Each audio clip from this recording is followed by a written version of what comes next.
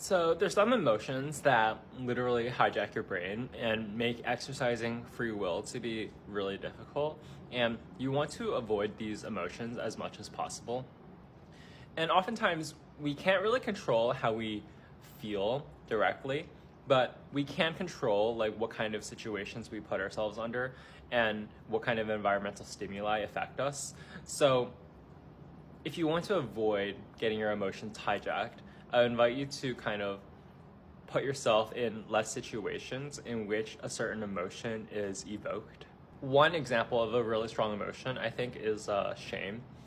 It's different from some of the other emotions in the sense that there's very little you can do to honestly make yourself feel less shameful because it's so inextricably tied to your past and things that you can't really control anymore. For things like anger, you can do something about it, right? You can go to the gym, you can lift some heavy weights. For feelings like sadness, you can make some art, draw something, or write something that makes you feel better. And these are things that you can actively do things to avoid, if that makes sense. But with something like shame, it's just like there's not much you can do except remove yourself from like whatever reminds you of like shame, right? And for me at least, like I'm really ashamed by a lot of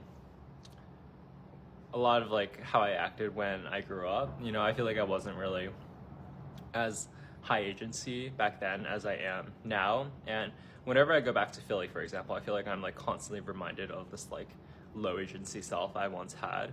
And that makes me feel a lot of shame, right? And there's like not much I can do about it at this point. Like the one thing I can do is just to not go back to Philly. And that is like what I do. I just like always find jobs that are like as far away from Philly as possible. And that's how I deal with it. So these emotions that you can't control as well, like you can't like change how you feel directly, but you can change like the frequency in which you experience it, if that makes sense. So if you have like an emotion such as like shame or something else that hijacks your brain, like I think it's like important to acknowledge that you can't really change it, but you can limit the frequency in which you're experiencing it by changing how you live your life.